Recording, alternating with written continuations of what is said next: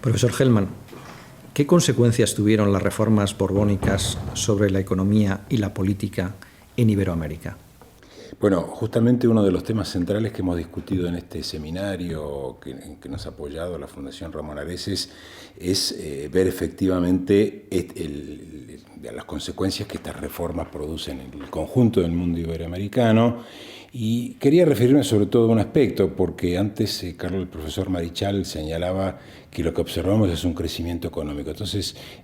uno de los efectos que tienen algunas de las reformas borbónicas justamente es consolidar o ayudar a un crecimiento económico, y esto creo que se va a manifestar esencialmente en un sector económico que es muy importante sobre todo para el continente sudamericano y centroamericano, que es el apoyo al desarrollo de la minería. Luego de un largo periodo de una minería de metales preciosos, de la plata fundamentalmente estancada en el siglo XVII, principio del siglo XVIII, los apoyos que la corona da hacia los años 30 y 40 del siglo XVIII permiten el despegue nuevamente de la minería y un gran crecimiento minero, y ese crecimiento minero va a traer a su vez como consecuencias efectos de arrastre económico a amplias regiones del territorio americano. Entonces, uno podría decir que en ese sentido las reformas borbónicas van a tener un efecto positivo en el crecimiento económico, pero digamos que la contracara de esto es que la otra parte central de las reformas borbónicas es la presión fiscal. Es decir, sabemos muy bien que uno de los objetivos centrales era aumentar la recaudación fiscal para, de alguna manera, España poder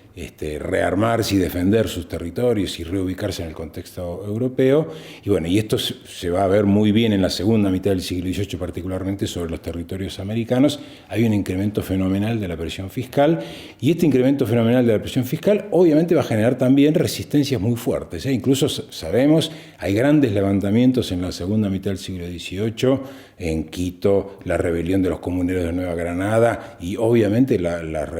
rebelión del mundo andino, encabezada en principio por Tupac Amaru, que después tiene otros derivados, que tienen como uno de sus motores, no el único, pero uno de sus motores claramente es el incremento de la presión fiscal. Y como bien estudió también el profesor Carlos Marichal, las guerras de fines de siglo y particularmente las guerras que van a terminar luego en las invasiones de la península, generan una presión particularmente aguda sobre el Virreinato de Nueva España, que es el que centralmente financia a las finanzas imperiales, ¿no? Y esto, por lo tanto, tiene efectos, digamos, contrastantes y diversos que es necesario, creo yo, seguir analizando y que, un poco en nuestro seminario han ido saliendo. Después de las independencias, ¿qué ocurrió en las economías iberoamericanas? Bueno, este es un tema muy importante porque justamente por contraste a lo que estamos viendo en el siglo XVIII, si decíamos que en el siglo XVIII tenemos un periodo donde uno puede observar en el conjunto del territorio iberoamericano, casi sin excepciones, un momento de crecimiento económico, a veces más rápido, a veces más lento, pero es observable que en casi todos lados hay crecimiento económico, y lo que vamos a tener luego de las independencias es un proceso muy distinto, que uno difícilmente, aunque esto está en debate y debe seguir siendo estudiado, y justamente lo estudiamos en un seminario previo hace algunos años, en este mismo marco, en un seminario también con el apoyo de la Fundación, lo que observamos allí es que, a diferencia de lo que se decía de que las independencias generan inmediatamente una situación de crisis generalizada en todo el mundo iberoamericano, lo que hoy más bien tendemos a ver es que empieza a haber procesos divergentes. Es decir, que en vez de una crisis general, observamos que hay crisis, pero crisis que están focalizadas o localizadas en ciertos espacios del territorio iberoamericano, mientras que otras regiones, por el contrario, van a conocer procesos de crecimiento, a veces relativamente lentos, y en otros casos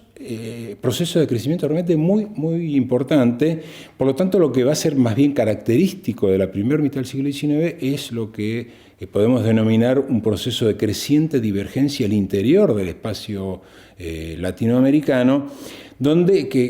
para decirlo de manera muy, muy sintética y esquemática, creo que tiene que ver fundamentalmente con la crisis de las minerías, que antes veíamos que era un motor muy importante para el crecimiento económico latinoamericano en el 18, que ahora van a entrar en crisis de manera bastante generalizada luego de la crisis del orden colonial, y el auge un nuevo tipo de comercio atlántico, generado un poco por el desarrollo de la revolución industrial y la globalización económica, que ahora tiene otro carácter en el siglo XIX, que va a permitir que algunas regiones, pero solo algunas regiones, se puedan insertar exitosamente allí, mientras que las regiones más dependientes de sus mercados internos van a empezar a tener problemas.